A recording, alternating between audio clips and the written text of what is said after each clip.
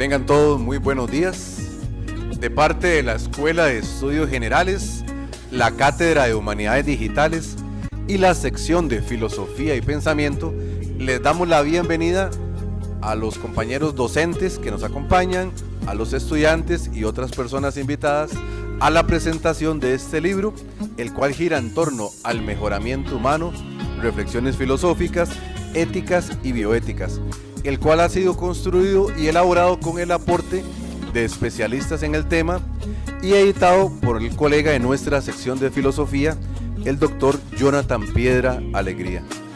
Contaremos también en esta actividad con los comentarios y análisis del doctor Luis Martínez Vázquez, también profesor de la sección de filosofía y especialista en este tema. El profesor Jonathan Piedra, editor y también autor de uno de los capítulos, es filósofo y abogado, doctor sobresaliente con la distinción Summa Cum Laude en filosofía por la Universidad de Granada, máster en Derechos Humanos por la Universidad Nacional de Costa Rica, máster en Filosofía Contemporánea por la Universidad Oberta de Cataluña. Ha sido pasante de investigación en el tema de la Ley de Inteligencia Artificial en la Universidad de Murcia. Es profesor e investigador de nuestra escuela y participa en diversos grupos de investigación y análisis sobre el tema de la inteligencia artificial, tanto en Brasil como en Colombia y en otras latitudes. Por su parte, el profesor Luis Martínez, que nos colaborará con el análisis de los textos, es doctor en filosofía por la Universidad de Granada, también con la distinción Summa Cum Laude, especialista en antropología filosófica e inteligencia artificial. Además cuenta con estudios a nivel de maestría en educación y en entornos virtuales de aprendizaje.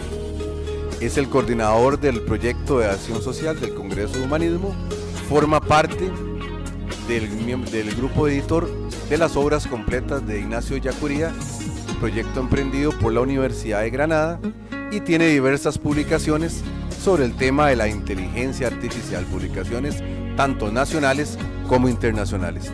Cabe mencionar que el profesor Piedra y el profesor Martínez son los especialistas de la sección que han dedicado muchas horas de esfuerzo y análisis a trabajar en esta temática y que actualmente se encuentran coordinando un proyecto de investigación sobre la ética de la inteligencia artificial.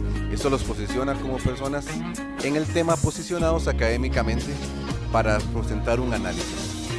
Ahora procedemos a escuchar al profesor Martínez, que nos hará un comentario del texto. Después escucharemos la réplica del doctor Piedra y finalizaremos con un espacio para comentarios, dudas, preguntas por parte de todas las personas que nos acompañan hoy. Doctor Martínez. Muchas gracias a todos los que nos acompañan el día de hoy, y quisiera en primer lugar agradecer al doctor Piedra, quien ha tenido la deferencia de solicitarme unas palabras en relación con su reciente publicación titulada Human Enhancement, Reflexiones Filosóficas, Éticas y Bioéticas. Publicado hace escasos 5 meses por el Fondo Editorial de la Universidad Católica de Oriente, y de la que él, junto a Johnny García y Jesús Vallejo, han fungido además de autores de algunos de los capítulos como editores del volumen completo. Será objeto de mis comentarios sustentar adecuadamente la siguiente afirmación, pero desde ya quisiera adelantar que se trata de una pertinente producción académica con una cuidada labor editorial que ofrece pautas suficientes para comprender las rutas por las que se orienta el transhumanismo en la actualidad, así como la manera en la que éste se transversa con las temáticas más acuciantes de la humanidad en su conjunto y por consiguiente de los seres humanos en sus situaciones concretas.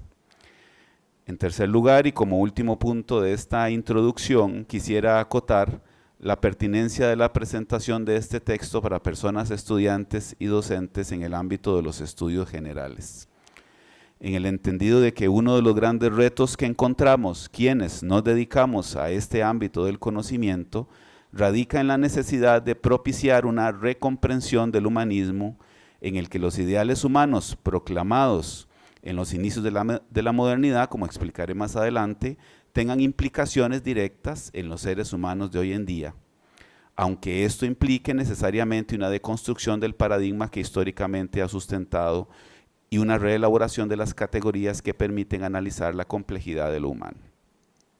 Así les propongo un apartado en el que presento algunas ideas subyacentes al libro que quisiera subrayar y que me han surgido a partir de la lectura del texto, para finalizar con un breve resumen de los capítulos que lo componen.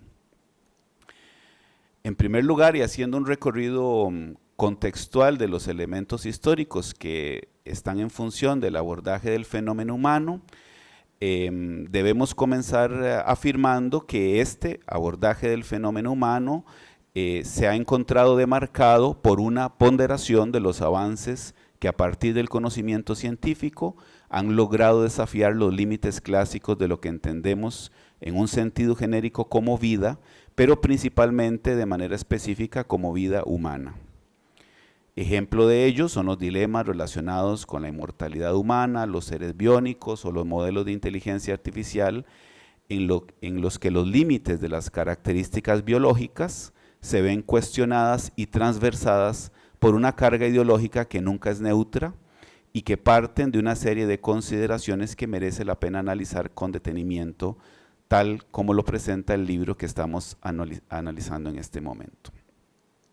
En este sentido, en la base de los ideales humanistas de nuestra época, es posible rastrear las fuentes del humanismo renacentista, en las que encontramos características como la noción de progreso del grupo humano en función de la búsqueda de mecanismos que faciliten la vida de los individuos, el respeto por la razón, una noción antropocéntrica de la trascendencia, así como la constante búsqueda del perfeccionamiento de los seres humanos, teniendo como punto de partida una confianza irrestricta en los avances de la ciencia. Estas coordenadas construyeron una definición de ser humano que opera hasta el día de hoy en las formas en las que se interpretan las distintas cosmovisiones que se han cruzado en esta visión hegemónica como una suerte de matriz moderna que configura los saberes acerca de lo humano y que se articula con visiones políticas concretas. Los humanismos surgidos posterior a esta visión antropológica de la modernidad hegemónica aparecen como una crítica con la pretensión de ruptura con estos criterios, a pesar de que no todos estos lo hayan logrado, ya que, como lo menciona Arpini, cito textualmente, junto a un humanismo de rasgos conservadores se abre paso a un humanismo progresista que entiende la historia como crecimiento y como realización del humano, como tarea ilimitada orientada al porvenir. Hasta aquí la cita de Arpini. Así entendido, el transhumanismo, por su parte, puede ser identificado como una de estas líneas de fuga de frente al humanismo clásico, en tanto la noción principal que desarrollan, que es la noción de mejora, se encuentra a la base de sus planteamientos y establece una superación de las coordenadas desde las que se ha caracterizado al ser humano. Específicamente, podríamos hablar de las nociones de naturaleza humana, vida, corporalidad, inteligencia, afectos, sociedad y cultura. Esta nueva caracterización de lo humano exige una recomprensión de estas categorías que cada vez están más fuera de una explicación biológica para dar paso a una sinergia que remodela esta noción de lo humano. Así, el ideal de ruptura con la animalidad de la especie humana se evidencia en la cesión de opciones que los avances de la técnica ofrecen a cada individuo. Esta ruptura verá su culmen en la pretensión de inmortalidad que cada vez está más al alcance de los individuos, con mecanismos con los que nos encontramos en las noticias cada vez de manera más constante. Un ejemplo de ello será el Neuralink, el dispositivo propuesto por Elon Musk, procesos de criogenética o manipulación de los códigos genéticos. Entonces, el transhumanismo exige una superación de estos paradigmas a partir de los cuales se piensa y se caracteriza aquello que los clásicos y buena parte de la filosofía moderna habrían llamado naturaleza humana, así como los límites que ésta supone. Por otra parte, estas líneas de fuga previamente caracterizadas en el novedoso humanismo que hemos llamado transhumanismo, confluyen en que la noción biológica de evolución, y este es un segundo elemento importante que encontramos subyacente al texto de los autores que estamos discutiendo en este momento, adquiere un nuevo significado. Desde el momento en el que este mismo proceso ha permitido que un grupo de seres vivos haya dado un salto cualitativo a causa del aumento acelerado de su masa cerebral, con lo cual tuvo por consiguiente la posibilidad de superar el ámbito de lo estimúlico y adquirir conciencia de su propia realidad. De esta manera, la especie Sapiens, al ser el único ser vivo con la capacidad de comprenderse como parte de este proceso evolutivo, ha podido identificar los mecanismos que intervienen en este y mediante la implementación de distintas herramientas utilizarlo en función de sus propios propósitos. Así, esto ha generado una progresión en lo que compete a las acciones humanas.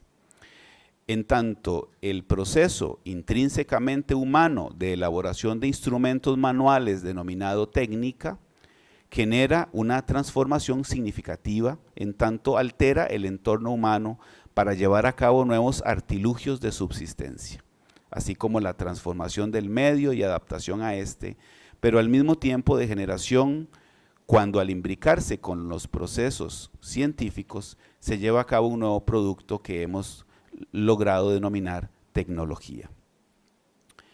Estos pasos anteriores han llevado a apropiarse de un campo de estudio más específico denominado antropotecnias o antropotécnicas, las cuales se entienden, en palabras de Sloterdijk, como los procedimientos de ejercitación físicos y mentales con los que los hombres de las culturas más dispares han intentado optimizar su estado inmunológico frente a los vagos riesgos de la vida y las agudas certezas de la muerte. Hasta aquí la cita de Sloterdijk. Se trata entonces de la aplicación de los conocimientos en favor del ser humano, y no solamente al medio que lo circunda, como en el caso de la técnica, generando entonces biotecnologías volcadas hacia el propio autor, en las que se da una intrínseca imbricación entre tecnología y ser humano, pero principalmente nuevas expresiones simbióticas. En palabras de los autores del libro que nos convoca, y cito textualmente, el ser humano ha usado la técnica para mejorarse a sí mismo, para modificar su entorno y crear su propia naturaleza. Dicho en otros términos, se afirma que la historia de la técnica es inseparable de la historia humana, por lo que la historia de la humanidad es al mismo tiempo una historia sobre el Human Enhancement. Ya no se trata, por tanto, de una evolución de las especies desde sus elementos biológicos, sino una evolución de la especie humana hacia formas que implican una simbiosis de la base biológica que compone la vida en el planeta al día de hoy, con otras formas no humanas o no biológicas. De esta manera, la evolución de la mente humana está dando paso a formas evolutivas que permitirían el mejoramiento de las especies y probablemente su inmortalidad.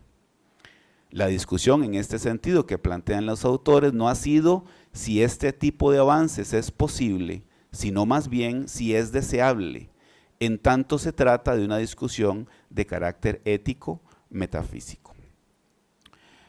Como consecuencia de estas posturas, es posible suponer que la difuminación de los límites clásicos de lo humano permite la asimilación de nuevas perspectivas de la integración humano-máquina en seres híbridos o cyborgs, con complejos ensamblajes biotecnológicos que conllevan una nueva idea de vida y que dirimen de manera cada vez más concreta lo que la ciencia ficción avisoraba hace tiempo.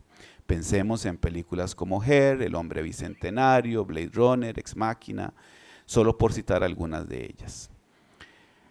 De esta manera, la discusión sobre los transhumanismos plantea la distinción entre humanidad y tecnología, o la asimilación de esta distinción, en tanto el ser humano pueda superar sus propias capacidades, pero principalmente sus limitaciones y deficiencias, para proponer la superación de la contingencia humana.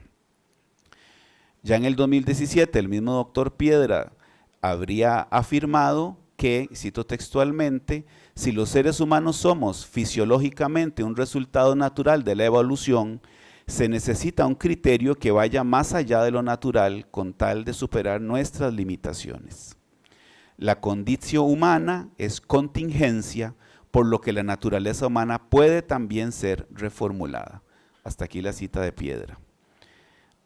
Entonces, el análisis sobre el transhumanismo va más allá de categorizar si se trata de una pesadilla o una salvación, sino más bien de identificar que el alcance de lo que entendemos por humano ha sido reformulado, que en último término implica un asunto de límites, distinciones entre ciencia, ideología, curar y aumentar. En el fondo, en palabras de Luc Ferry, siempre acabamos volviendo a la misma pregunta. ¿Se trata de que lo humano sea más humano, es decir, mejor al ser más humano, o lo queremos deshumanizar engendrando artificialmente una nueva especie, la de los poshumanos? Hasta aquí la nota de Ferry. Por lo anterior, es menester insistir en que más que una connotación negativa o reduccionista, la posición antropológica del transhumanismo ofrece una novedosa perspectiva que coloca las posibilidades de la mejora humana en el ámbito de lo inimaginable.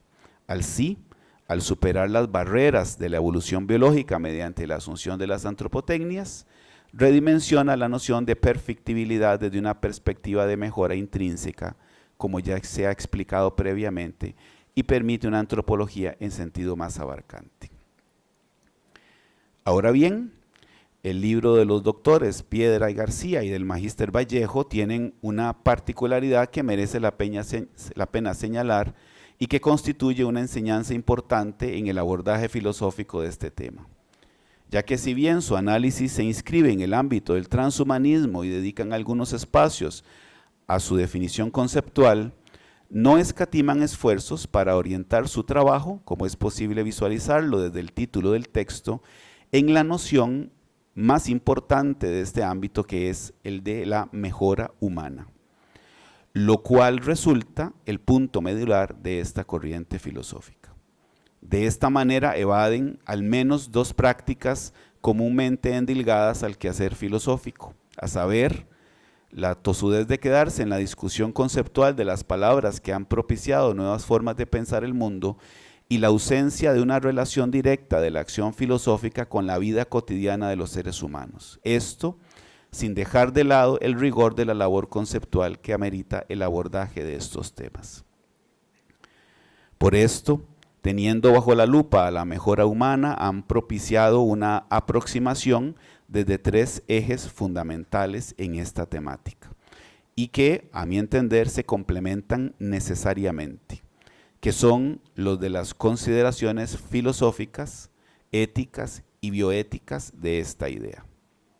En esto, a mi entender, radica otro de los aciertos del proceso de edición de este texto, ya que la distribución de los capítulos en tres partes permite un abordaje integrador de las temáticas que trastocan la mejora humana, como la idea de inmortalidad, la hibridación con seres humanos o la libertad, tomando como punto de comprensión que los fenómenos actuales requieren de una aproximación filosófica, antropológica, epistemológica, efectivamente, pero principalmente desde una ética aplicada, así como desde una perspectiva bioética, como el caso de los temas que están relacionados con la medicina y la salud.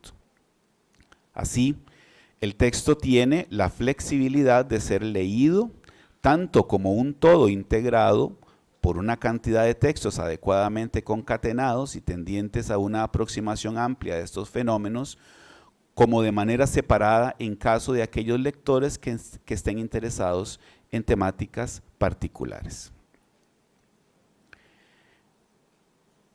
Procederé a continuación a mencionar algunas ideas que me han llamado la atención de los capítulos que tiene el libro. El primer capítulo examina el concepto de biomejoramiento humano a través de la noción de tecné, que remite a la habilidad humana para transformar su propia naturaleza.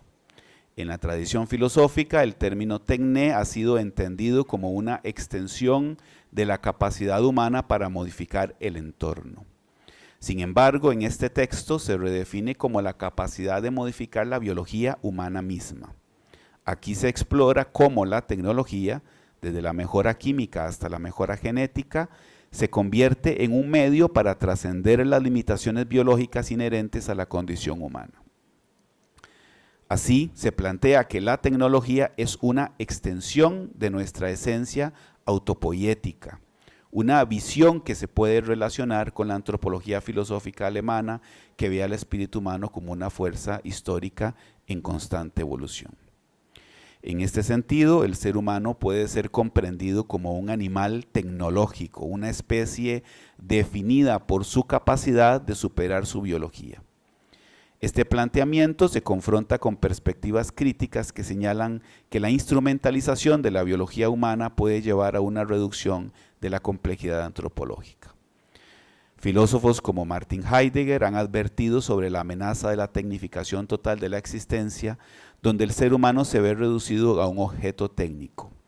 La pregunta central es si el mejoramiento a través de la tecné realmente representa una evolución del ser humano o por el contrario una alienación a su esencia.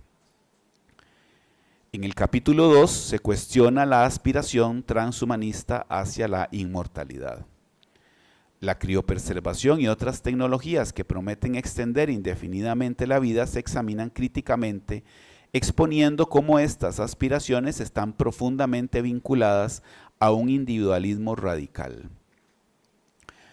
El deseo de trascender la muerte, arraigado en la tradición humana, es reinterpretado aquí como un proyecto técnico comercial. Y se infiere la crítica a la obsesión contemporánea por la longevidad como un reflejo de la instrumentalización de la vida humana. El tercer capítulo reflexiona sobre la superlongevidad y los dilemas éticos filosóficos que plantea, como la cuestión de si una vida extendida más allá de los límites biológicos naturales es deseable o si por el contrario podría resultar en una distorsión de la experiencia humana. La pregunta que se hacen los autores es, ¿queremos vivir 120 años? Así, se exploran las implicaciones de la superlongevidad para la justicia social y la equidad. Por ejemplo, si los recursos para prolongar la vida no están equitativamente distribuidos, ¿no estaríamos fomentando una nueva forma de desigualdad biológica? Además, se cuestiona si la búsqueda de la longevidad perpetua es una negación de la condición humana como un ser finito.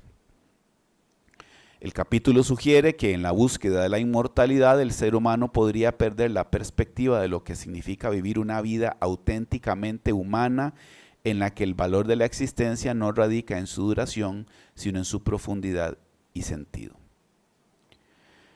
El cuarto capítulo profundiza en las tensiones éticas entre la libertad individual y la solidaridad en el contexto del transhumanismo. Se examina la declaración transhumanista que defiende el derecho de los individuos a mejorar su biología. Sin embargo, subraya la necesidad de una libertad solidaria, un concepto que va más allá del individualismo radical y reconoce la interdependencia humana. Se retoman las ideas de filósofos como Emmanuel Levinas y Paul Ricoeur, quienes destacan la importancia del otro en la construcción de la ética. El quinto capítulo utiliza la narrativa cinematográfica de Robocop como un caso de estudio para explorar el conflicto de identidad en el transhumanismo. La figura del cyborg, una hibridación entre lo biológico y lo tecnológico, se presenta como una metáfora de la tensión entre la humanidad y la máquina. Se examina si la integración de la tecnología en el cuerpo humano puede llevar a la pérdida de la identidad personal. La obra plantea que, aunque el cuerpo de Robocop es transformado en una máquina, su esencia humana persiste, lo que sugiere que la identidad humana trasciende lo físico. El capítulo sexto, titulado Cyborgs, de la ciencia ficción a la ciencia, traza la evolución del concepto de cyborg desde la ciencia ficción hasta su realización en los paradigmas de la ciencia actual. El cyborg se ha convertido, en criterio de los autores, en una realidad a través de la integración de la tecnología en el cuerpo humano, ya sea mediante prótesis avanzadas, implantes cerebrales o interfaces neuronales. Desde la perspectiva de la filosofía contemporánea, autores como Bernard Stiegler han argumentado que la tecnología no es neutral, sino que es más bien un remedio y un veneno al mismo tiempo. De ahí que este capítulo invita a una reflexión crítica sobre las implicaciones de este cambio ontológico. El capítulo 7, primero en el que se pasa a la segunda parte de las reflexiones éticas, se explora la relación entre la inteligencia artificial y la ética, cuestionando si es posible integrar la IA en la sociedad sin comprometer los principios éticos fundamentales. En el octavo capítulo, el biohacking es presentado como una forma emergente de intervenir en la biología humana fuera de los ámbitos institucionales y regulados de la ciencia. En el noveno capítulo, ya dedicado junto al siguiente tema de las reflexiones bioéticas, se abordan las implicaciones de la búsqueda transhumanista por la mejor versión de uno mismo. La narrativa transhumanista sostiene que la tecnología y la biomedicina ofrecen la posibilidad de alcanzar un estado de perfección o mejora continua del ser humano. Y el último capítulo examina la nanobioética como una disciplina emergente en respuesta a los desafíos éticos que plantea la nanotecnología. La misma que tiene el potencial de alterar fundamentalmente nuestra comprensión de la vida, ya que permite la manipulación de la materia a nivel molecular y atómico. A manera de síntesis final, me permito indicar que tal como lo hemos tratado de argumentar en lo que compete a las estructuras conceptuales que subyacen al trabajo, como en las particularidades de cada capítulo, estamos ante un texto que permite enriquecer tanto la exploración general del proyecto transhumanista como algunos de los matices y las implicaciones que éste tiene en situaciones concretas. El libro se destaca por abordar estos temas contemporáneos desde una perspectiva crítica y original, y la discusión, como hemos tratado de sostenerlo, se enmarca en debates filosóficos actuales sin limitarse a una simple presentación de las ideas transhumanistas. Este texto propone una reflexión ética y bioética que cuestiona las premisas del transhumanismo y explora las implicaciones de la tecnología en la naturaleza humana y en el medio ambiente. No me queda más que felicitar a los autores por el esfuerzo realizado en este trabajo y augurarles que como resultado de esta publicación surjan nuevas perspectivas de discusión e interpretación de estas temáticas cada vez más necesarias en la actualidad. Muchas gracias.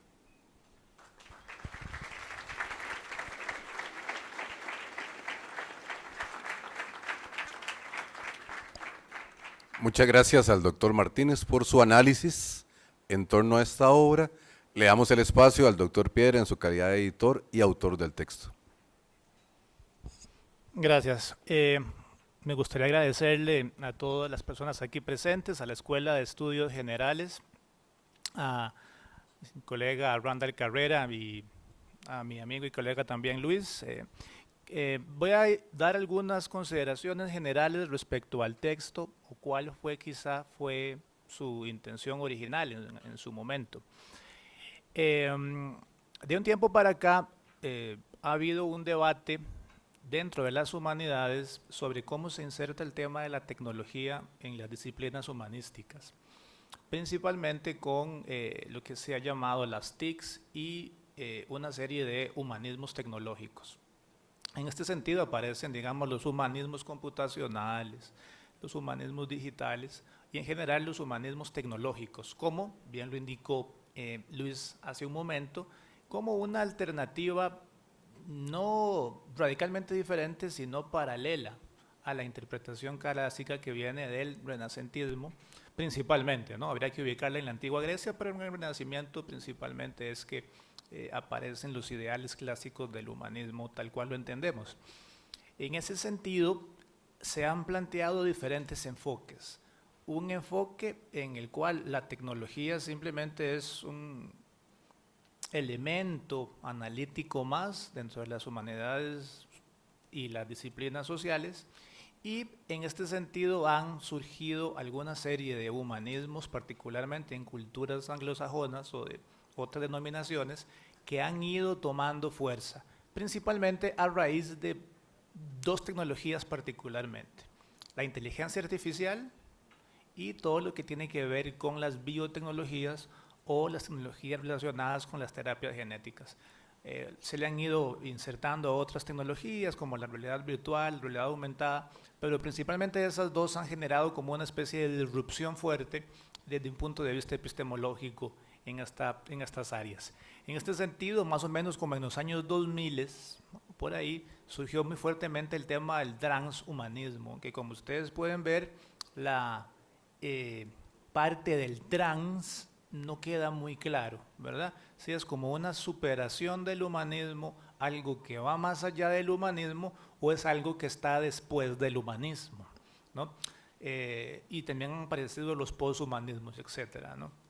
En este sentido, el transhumanismo, porque el transhumanismo es una perspectiva diferente, ¿no? El transhumanismo lo que hace referencia es a cómo las tecnologías que intervienen directamente en la cognición y en la biología vienen o pueden transformar el concepto tradicional de humanitas, o en este sentido de ser humano, desde un punto de vista evolutivo, social, cultural. A partir de los años 2000, con todo el asunto de las tecnologías nano, bio y cognitivas, es que apareció muy fuertemente, principalmente en Estados Unidos, la corriente transhumanista, que evidentemente es una corriente que, como surgió en Estados Unidos, representa bien los intereses de la cultura anglosajona de los Estados Unidos. De hecho, principalmente, o su núcleo mayor de estudios se encuentra en Silicon Valley, ¿no? Que es donde ellos trabajan todo esto. No en vano, muchas de las propuestas del transhumanismo son propuestas individualistas que están asociadas a dilemas de mercado, particularmente el de un mercado libre, ¿verdad? O liberal o de libre comercio. Sin embargo, y esto es importante mencionarlo, buena parte de los postulados del transhumanismo se desarrollan o se mantienen en otras disciplinas aún sin llamarse transhumanistas, que básicamente tiene que ver con todo este optimismo ciego por la tecnología, ¿no? El transhumanismo particularmente tiene dos ideas particulares: este optimismo tecnológico, que ellos lo llaman un optimismo ilustrado, en el cual sigue una línea clásica de Lafclaron y de toda la ilustración alemana, pero con matices particulares, ¿no? Y al mismo tiempo un optimismo práctico, o es así como ellos lo llaman, que básicamente es que la tecnología no nos va a salvar de todo, pero podría. Es decir, tiene un ideal liberador muy fuerte, pero dentro de ciertos matices particulares. De un tiempo para acá, y precisamente por ahí donde va el origen de este libro, se ha desarrollado una corriente fuerte de transhumanismo en América Latina, principalmente en Colombia, Argentina y México, y que, como ustedes saben, son países bastante grandes, y se trasladó a Brasil. Es decir, son países productores de conocimiento muy importantes, y esta línea de conocimiento se ha trasladado a muchas investigaciones y a muchas propuestas tecnocientíficas.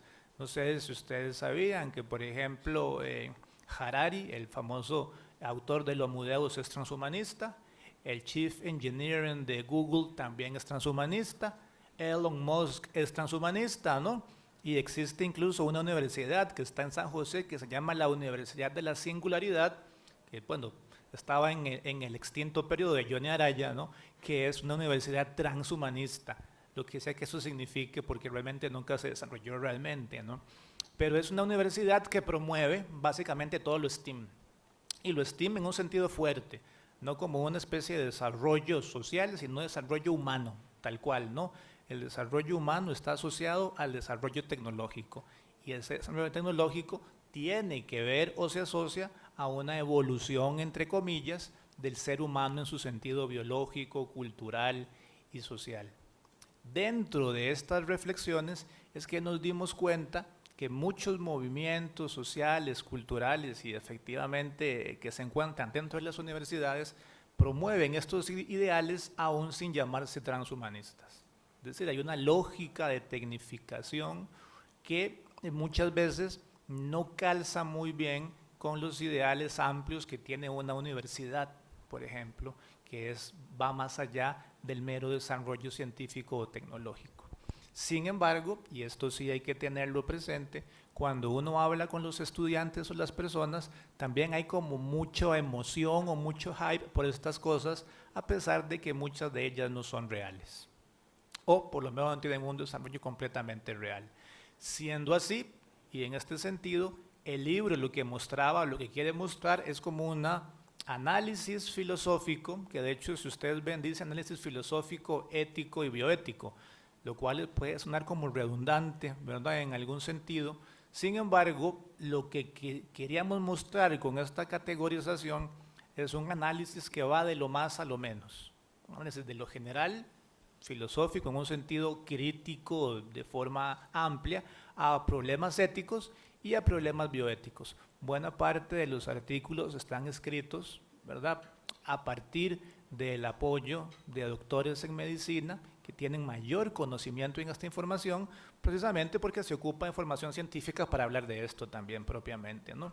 Entonces, la idea del documento, y principalmente, creo que ya lo indicó bastante bien Luis, es crear una reflexión que permita desarrollar pensamiento alrededor de estos temas.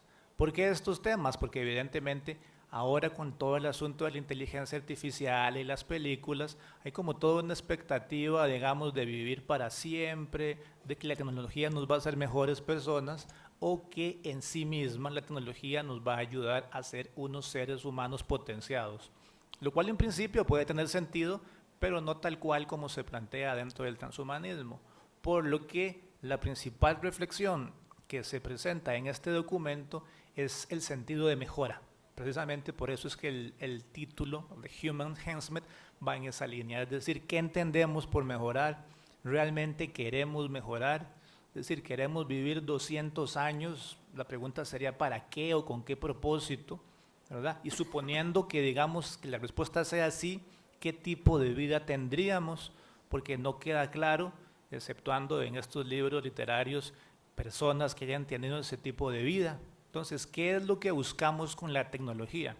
¿Una mayor humanización del ser humano o una mayor tecnificación de la humanidad? Esos son temas que hay que, digamos, matizarlos en el contexto particular.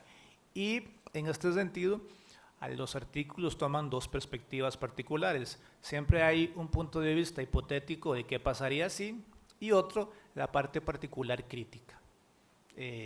Desde el punto de vista que evidentemente hay una toma de postura, ¿verdad? Que la tecnología nos puede liberar, por lo menos técnicamente, pero en el contexto actual estamos como en una lucha de deshumanización. Las tecnologías no son intrínsecamente malas en este sentido, ¿verdad? A pesar de que toda tecnología tiene una carga ideológica, ¿verdad? Y no podemos decir que es neutra, pero desde un punto valorativo amplio, su uso particular, y en el caso del transhumanismo, responde a condiciones particulares, ambientales y culturales que muchas veces no se adapta a entornos reales, ¿verdad? Es decir, incluso a veces es extraño hablar del transhumanismo cuando ni siquiera está realmente claro qué es el humanismo, ¿verdad? Y entonces a veces son como problemas muy particulares. Incluso se habla del posthumanismo, ¿no? De hecho, la meta del transhumanismo es llegar al posthumano, a algo diferente del humano actual, digamos, ¿no? Entonces, tal vez un ejemplo, y con esto tal vez puedo ir cerrando, ¿no? Para una persona de 1210, todos aquí seríamos transhumanos, ¿no? Absolutamente todos, ¿no? Todos podemos conectarnos con parientes que están en otro país en 10 segundos, podemos trasladarnos a distancias que antes duraban meses en horas, tenemos un aparatito que está en nuestros ojos constantemente que nos permite ver mejor, tenemos un aparato que nos permite pensar y hablar, ¿no? Entonces, todos seríamos transhumanos, ¿verdad? Incluso, en un sentido bastante elemental, si usted le presentara el humano actual a alguien del año 1000, incluso estaría difícil saber si nos comprende como humanos, ¿no? Y entonces, esas transformaciones tecnológicas que se han dado a lo largo de 1000 años, parece que ahora pueden darse más pronto, con la ingeniería genética, la nanotecnología, la inteligencia artificial, la ciencia cognitiva. Y entonces la pregunta que se hace el libro es, frente a esa aceleración tecnológica, cuál es la respuesta que tenemos o incluso la que queremos tener. Y a partir de ahí es que se plantean las reflexiones de ese artículo. Finalmente, ¿por qué este documento? Bueno, porque la mayoría de la información está en inglés, ¿verdad? Buena parte de esta información es anglosajona y hay poco desarrollo en español. Y muchas veces el desarrollo en español simplemente es una repetición del inglés, ¿no? En la mayor cantidad de veces es como una especie de comentario, el comentario, el comentario, ¿no? Y en este sentido lo que buscamos es producir conocimiento precisamente en español, pero que responda a una cuestión no únicamente general, sino desde un punto de vista de América Latina, que esté contextualizado a problemas específicos que nos competen a todos nosotros. Y principalmente esa fue la idea del libro. Gracias.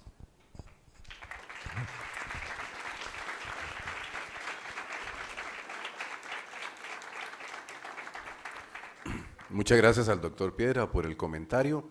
Abrimos el espacio para comentarios, preguntas por parte de los participantes. Nuestro compañero David les alcanza el micrófono. Por acá, David.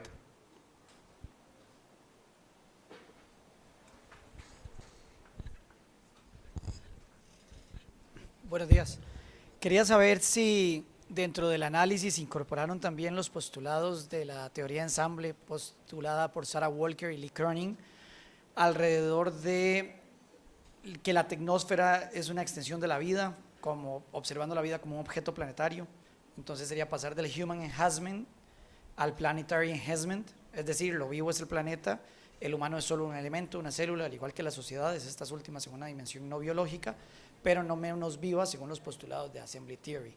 O sea, esencialmente es que lo que entendemos por humano ha sido transformado, claro, como decía el profe, desde el 1200, hoy día seríamos un humano completamente diferente para alguien de esos, pero la vida es planetaria y siempre está en constante transformación. El ensamble de objetos más complejos es la razón por la que la vida planetaria, a través de la evolución, que no es más que el campo combinatorio de la química, autoensamblarse, hasta que logró ensamblar una estructura como los sapiens, que tiene una alta capacidad de seleccionar el futuro, usando su inteligencia para acelerar el ensamble del campo combinatorio de la química en la dimensión del tiempo, hasta el tiempo actual en el que contamos con la tecnósfera, que fue ensamblada a través de eones por diferentes humanos y diferentes sociedades.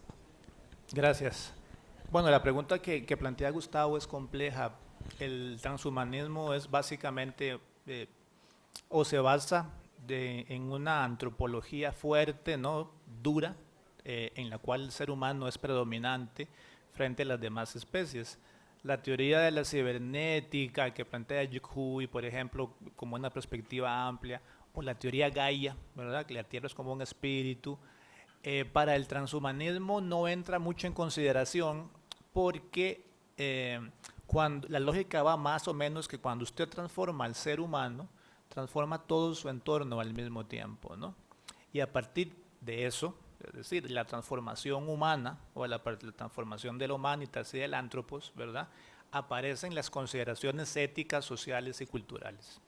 Entonces, evidentemente hay muchos tipos de transhumanistas, ¿no? Tal vez como para tenerlo presente, están los transhumanistas extropianos, que tienen una perspectiva en la cual tiene que ver con un asunto de equilibrar la energía en el universo por medio, ¿verdad?, de la tecnología. Incluso existen transhumanistas religiosos, que hay una religión que se llama Terasem, ¿verdad?, en la cual hay una inteligencia artificial que dice un montón de cosas, etcétera, ¿no?, para dar a entender quizá que el ser humano va más allá de su mera condición biológica. Entonces, si la pregunta va en que se incluyen elementos más allá del ser humano, sí, se incluyen, pero esos elementos están en función de elementos tecnocientíficos particularmente, ¿no?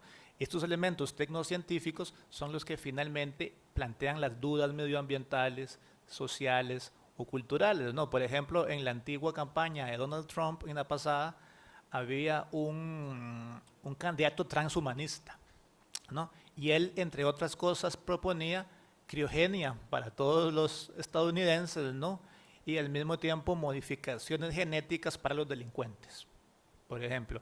No tuvo muchos votos, la verdad, pero plantea una reflexión interesante, que es la interacción con la tecnología. Por ejemplo, una encuesta que se hizo en el 2018 a la población estadounidense, joven principalmente, la pregunta era que si estarían dispuestos a utilizar robots sexuales en vez de parejas, ¿no?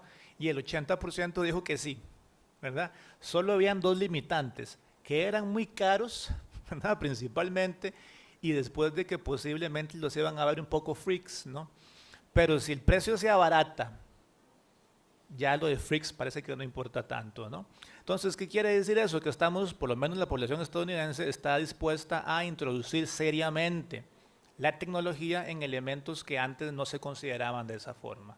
Entonces, algunos autores y autoras sí tienen estas consideraciones amplias, hablan del antropoceno, de la Gaia, del negantropoceno y de la teoría que usted menciona, sin embargo, la mencionan desde un punto de vista crítico, ¿verdad? Y este punto de vista crítico puede diferir, pero en primera instancia el transhumanismo como tal no lo toma en cuenta. La mayoría de los autores que participan en este documento no toman en cuenta esto porque el transhumanismo no lo habla, ¿verdad? Y entonces su referencia particularmente a los postulados del transhumanismo, que la mayoría son individualistas o tienen una perspectiva de determinismo tecnológico. Entonces, ¿se toma en consideración? Sí, pero particularmente en estos estudios no, porque están enfocados en temas muy individuales. La inmortalidad, la longevidad, el asunto de la libertad y otros temas particulares como digamos, la interacción ser humano-tecnología que alguna gente llama cyborg, ¿verdad? Yo quería referirme a un par de detalles en relación con la pregunta. La primera de ellas es que efectivamente yo traté de sostener al inicio que el proyecto transhumanista hace un esfuerzo por desmarcarse por completo del proyecto del humanismo renacentista, creyendo que hay una ruptura con el antropocentrismo propio de la modernidad. Pero esto no es completamente cierto. Efectivamente, como ustedes dos ya lo han resaltado, hay una matriz antropocéntrica que todavía, a mi entender, ni el transhumanismo ni todos los poshumanismos han logrado superar. Dicho de otra manera, cuando pensamos en un proyecto específico o en una aproximación a una temática específica, todo pareciera indicar que el tema del medio ambiente, de las consecuencias ambientales que pueda tener el hecho de que vivamos 200 años o el hecho de que tengamos un chip implantado en el cerebro o de que tengamos una producción masiva de robots para ayudarnos a limpiar la casa, está siempre en uno de los lugares más relegados. Entonces, creo que la aproximación crítica que hacen ellos al transhumanismo permite la apertura a todos estos elementos para abordarlos críticamente y propiciar nuevas formas de comprender lo humano.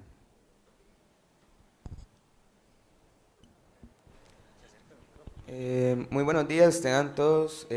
La pregunta sería como tal, tomando en cuenta el capítulo de la muerte y todo el concepto de transhumanismo como nuevo pensamiento en busca de la inmortalidad o longevidad y el apartado de la criogenización, y también contemplando por un lado el tema de buscar una longevidad puede implicar temas como el abuso de poder y una mayor desigualdad, a su vez de ser directamente algo similar a lo sucedido con la medicina en la antigüedad, con la subprivatización. Nada más que viéndose a un nivel extremo, ¿cómo considera usted o qué tan ético considera usted que son estas prácticas que podríamos ver en un futuro tal vez no tan alejado? Gracias. Bueno, los ideales de inmortalidad no son nada nuevos, realmente, ¿no? Es buena parte o una base de muchas religiones, ¿verdad? Ya sea una inmortalidad trascendente en la cual usted se encuentra en otro plano, o una especie de inmortalidad que no es inmortalidad por medio de la reencarnación y el paso de etapas, ¿no? O incluso una inmortalidad en la cual usted muere, pero luego vuelve a renacer en cuerpo, ¿no? Entonces, dependiendo de la perspectiva, esta búsqueda de la inmortalidad, incluso el poema de Gilgamesh ya está en cuestión, digamos, ¿no? El poema de Gilgamesh es para mostrar, digamos, tiene como una moraleja que lo que importa realmente no era eso, porque todos, la inmortalidad no está en la vida física, sino en el legado que dejamos, ¿no? Pero La diferencia del transhumanismo es que toma estos ideales pseudocientíficos o religiosos y los operativiza. Es decir, no es que vamos a ser inmortales en un mundo del más allá, sino que podemos ser inmortales en un mundo específico, ahorita, en esta única vida, y ser jóvenes, guapos, lindos y todo lo que sea para siempre, ¿no? Entonces, digamos, por eso es que es tan fuerte.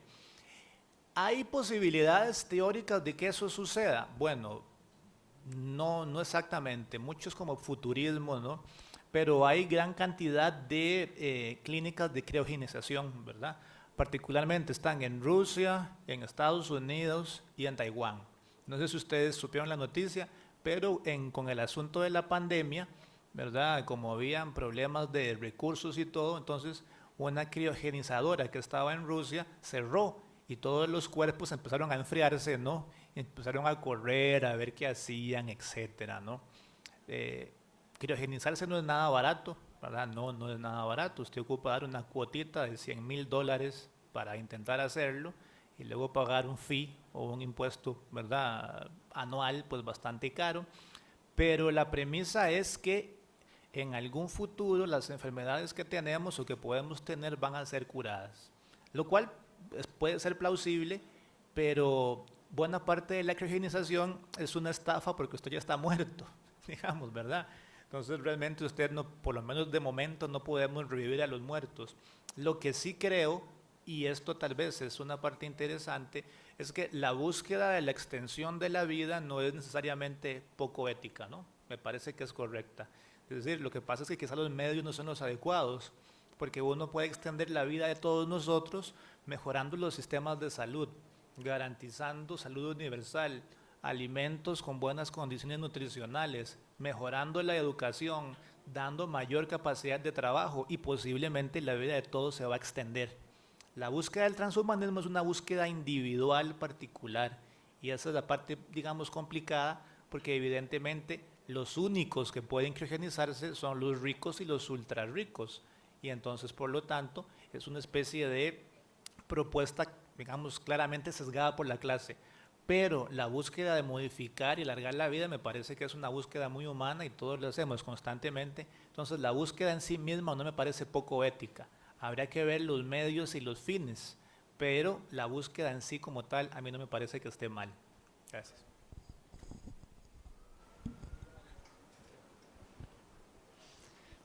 Buenos días. A nivel personal y de mis compañeros y compañeras, nos llamó mucho la atención el apartado de retos de la superlongevidad.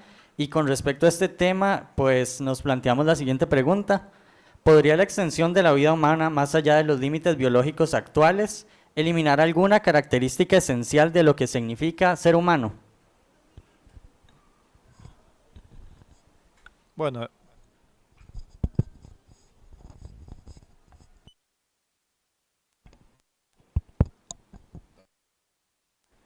Charlie.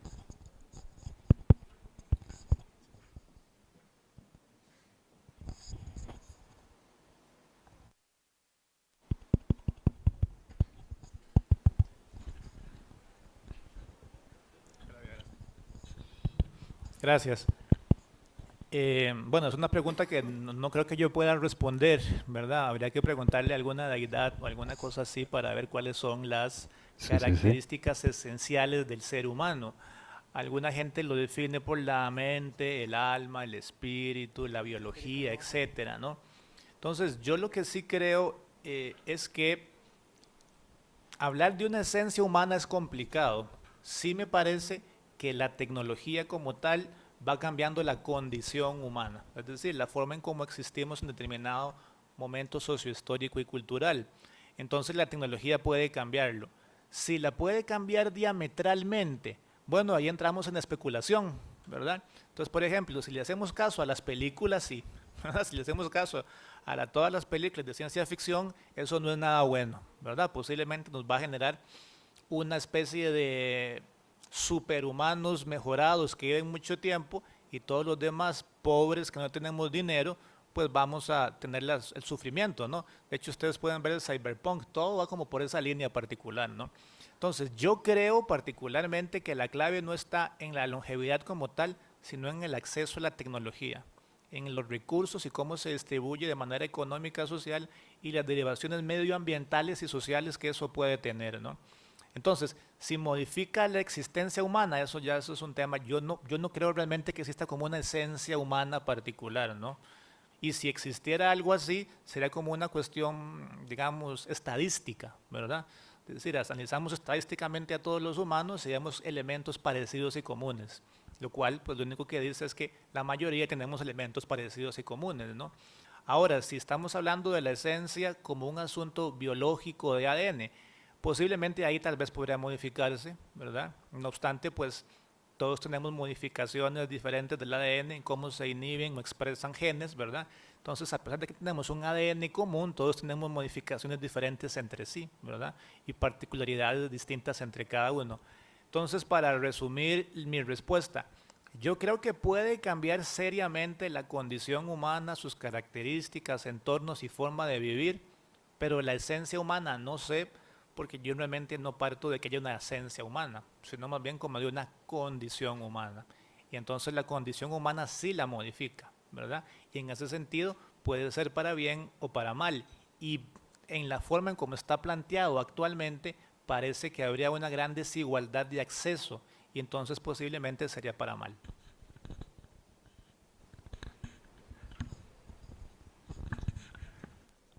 La pregunta que tengo es, ¿qué lo motivó, digamos, a desarrollar este tema, digamos, y enfocarse en este ámbito, ¿verdad?, el conocimiento? Y también, ¿cuáles son como las aspiraciones, ¿verdad?, y lo que genera este conocimiento que usted creó, ¿verdad?, en el escrito, que es también, ¿cuáles son las pretensiones con digamos?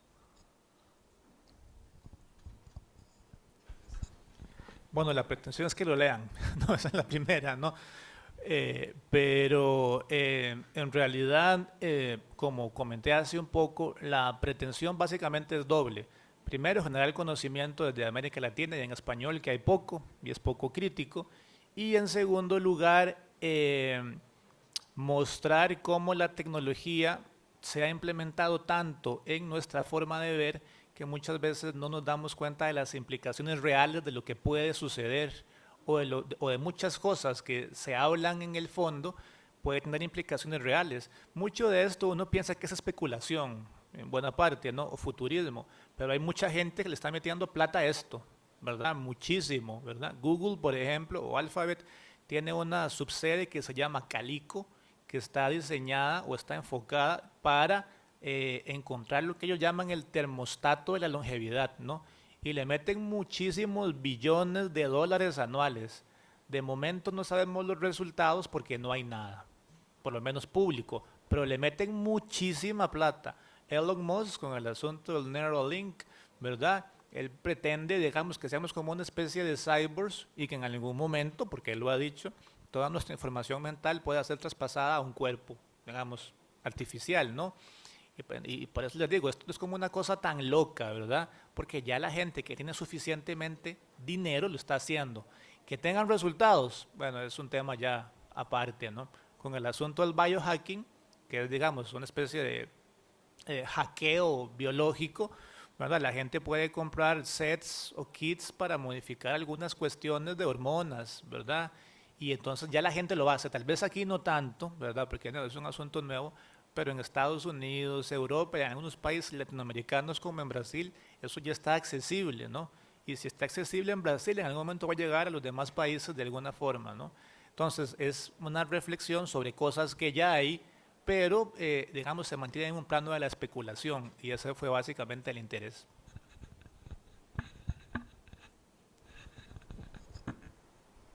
Buenos días.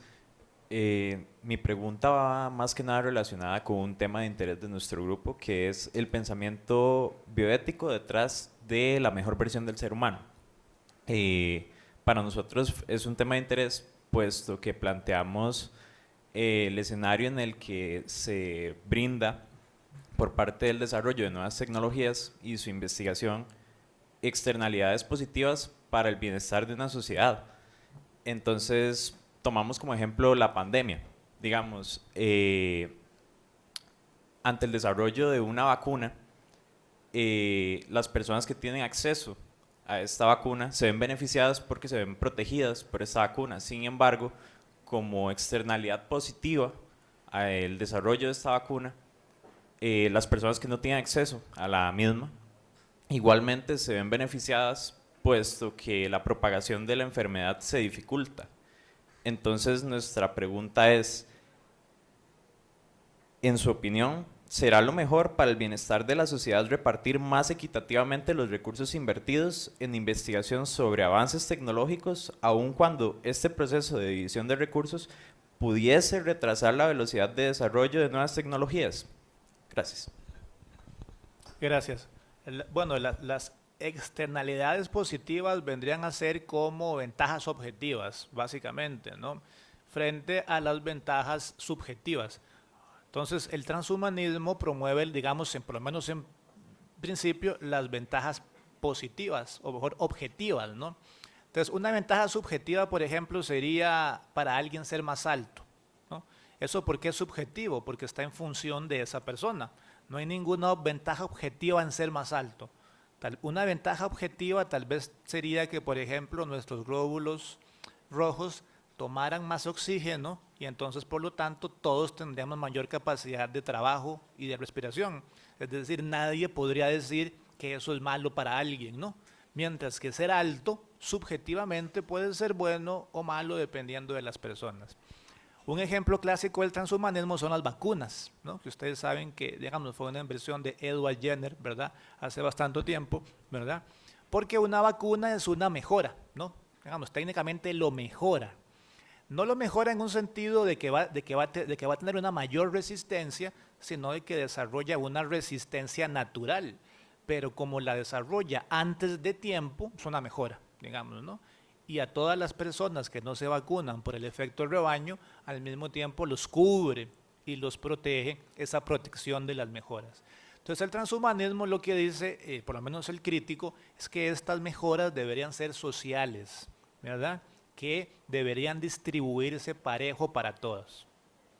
Obviamente esto no le suena muy bien a la gente, ¿no? Porque cuando usted dice esto en Estados Unidos, lo que la gente dice es que usted es comunista. Bueno, ya no dicen comunista, dicen marxista, ¿verdad? Que es como una cosa extraña, ¿verdad? Pero entonces en Estados Unidos como que esto no suena bien. Pero evidentemente a mayor cantidad de información científica y de desarrollo científico, independientemente de los recursos que tenga cada uno de los estados, hay mayor posibilidad de que esta mejora social o global se dé. Por lo menos en plano teórico. Desde un punto de vista fáctico son cosas diferentes, preocupa recursos, invención, etcétera, ¿no? Pero técnicamente siempre va a ser mejor que el conocimiento se divulgue en la mayor cantidad, digamos, de personas y de países. Así es como realmente funciona el conocimiento, ¿no? Es decir, dándolo el conocimiento científico para que se pueda probar, replicar, refutar, ¿no? Entonces, el transhumanismo no estaría en contra, y a mí me parece que efectivamente es lo que se busca, ¿no? Que el conocimiento llegue a la mayor cantidad de personas y que se pueda utilizar de forma contextualizada.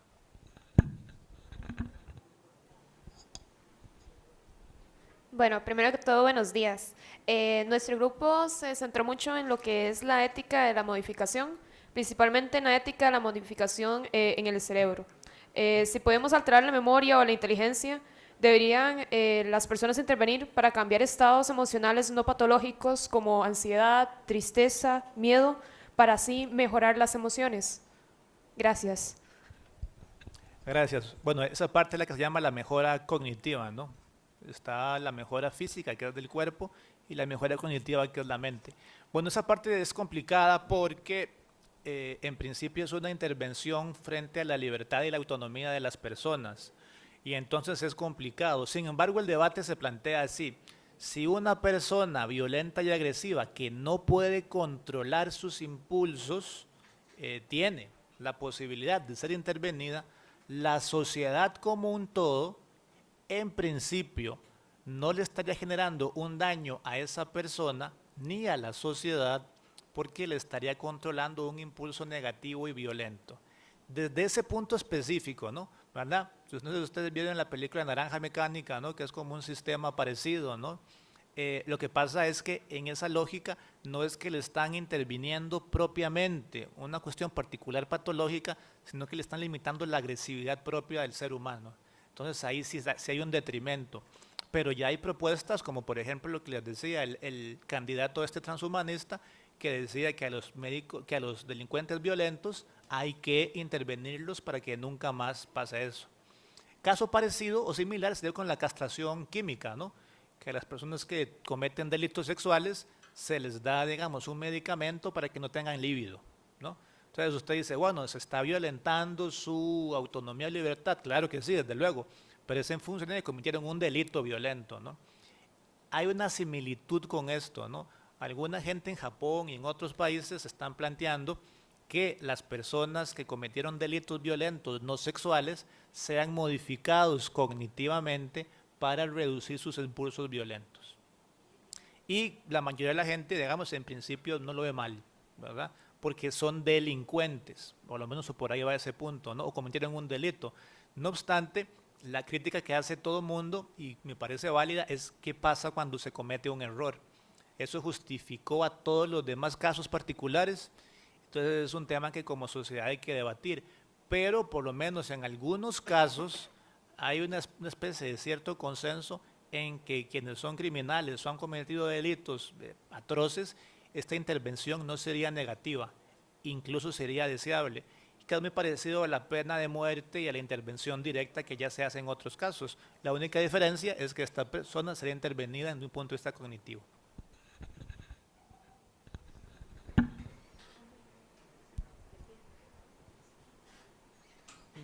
Buenos días.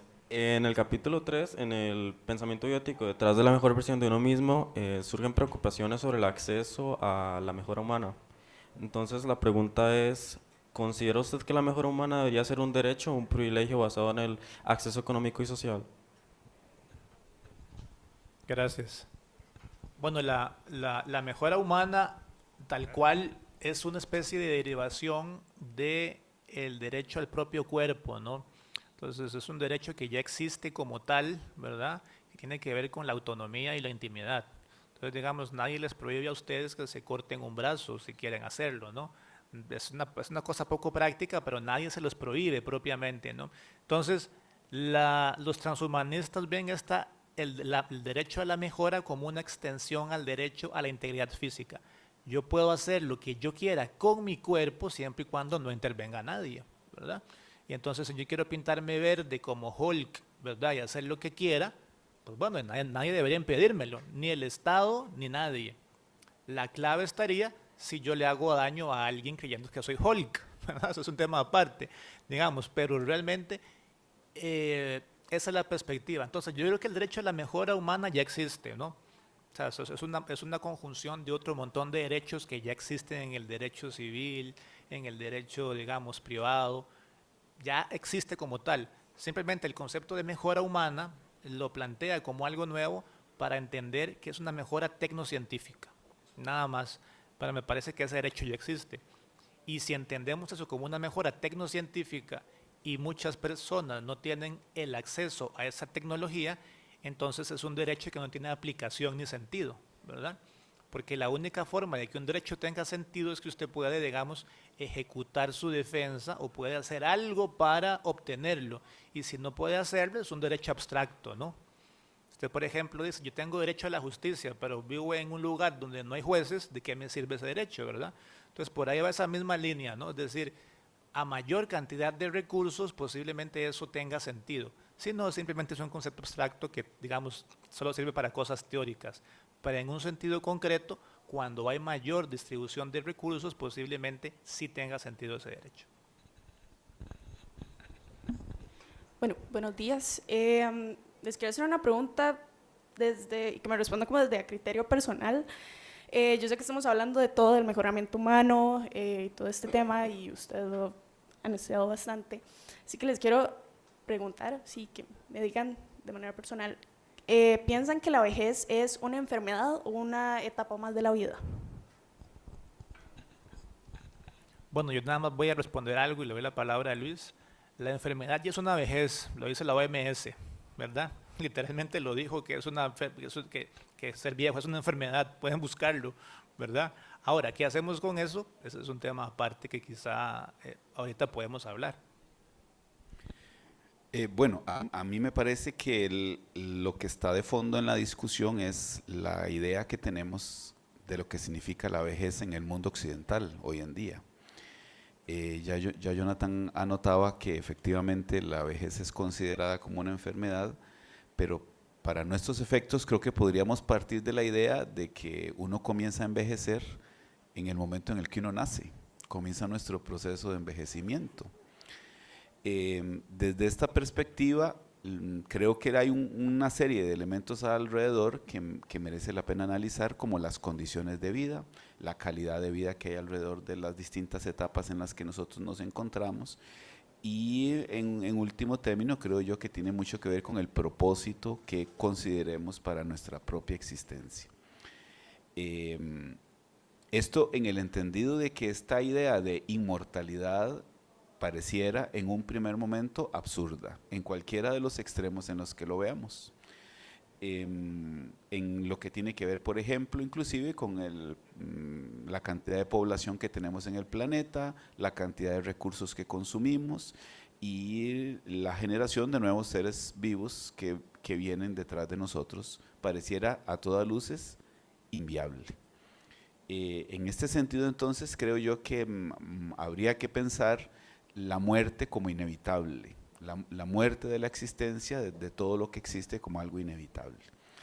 Entendido así, si la muerte es inevitable, si no podemos vivir eternamente, si no es viable que lo hagamos a pesar de que tengamos las condiciones, yo supondría que tenemos que partir de la idea entonces de que la vejez no es un componente negativo, sino una parte más de la existencia de los seres vivos.